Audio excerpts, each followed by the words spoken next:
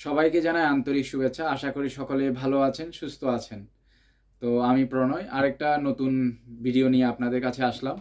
তো কম বেশি সকলেই অনেকেই আমাকে প্রশ্ন করে যে এম্বাসি ফেস করতে হয় কিনা রোমানিয়ার জন্য।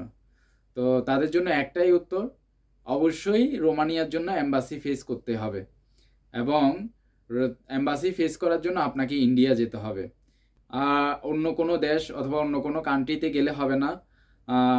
অনেকেই প্রশ্ন করে যে নেপালে যাব অথবা মালয়েশিয়া যাব। আসলে এখানে গেলে আপনি এম্বাসি ফেস করতে পারবেন না। বরঞ্চ নেপালিরা পর্যন্ত ইন্ডিয়াতে এসে এম্বাসি ফেস করে এবং সেখানে কিছু প্রশ্ন জিজ্ঞেস করে, সেগুলোর উত্তর দিতে পারলেই তখন তারা চিন্তা ভাবনা করে যে আপনাকে ভিসা দেওয়া হবে কি হবে না। দেন তারপরে পরবর্তীতে তারা 1 মাস 15 দিনের মতো সময় নেয় ভিসা দেওয়ার ক্ষেত্রে।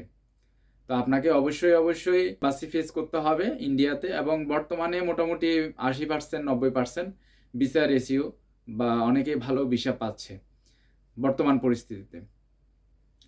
তো যারা অ্যাপ্লাই করবেন তারা অবশ্যই ইন্ডিয়াতে যাওয়ার জন্য চিন্তা ভাবনা রাখবেন।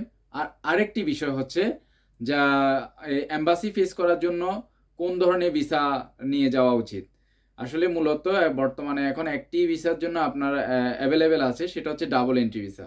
আগে ট্যুরিস্ট ভিসা দিয়ে এম্বাসি ফেস করা যেত, বর্তমানে বাংলাদেশে ইন্ডিয়ার জন্য ট্যুরিস্ট ভিসা নেই বা ট্যুরিস্ট ভিসা বন্ধ, কিন্তু শুধুমাত্র ডাবল এন্ট্রি ভিসা ব্যবস্থা রয়েছে। তো আপনারা যারা রোমানিয়ার জন্য এম্বাসি ফেস করতে যাবেন তাদেরকে অবশ্যই একটা জিনিস মাইন্ডে রাখতে হবে যে ডাবল এন্ট্রি ভিসা আপনাকে কালেক্ট করতেই হবে।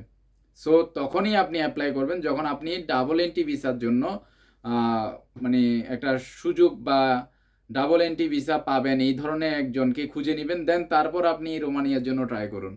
এর আগে আপনি যতই রোমানিয়ার জন্য চেষ্টা করুন না কেন, দিন শেষে আপনি বিফলে হবেন। এম্বাসি ডেট পার হয়ে যাবে, অনেক সময় লস হবে আপনার।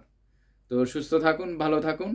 আর যদি কোনো প্রশ্ন থাকে অবশ্যই আপনারা কমেন্টে করবেন, তাহলে আমি অবশ্যই উত্তর দেওয়ার চেষ্টা করব। আর অবশ্যই আপনার আশেপাশে যারা আছে বা আপনাদের কাছে শেয়ার দেওয়ার চেষ্টা করবেন, তাহলে আরও অনেকেই এই বিষয়ে জানতে পারবে।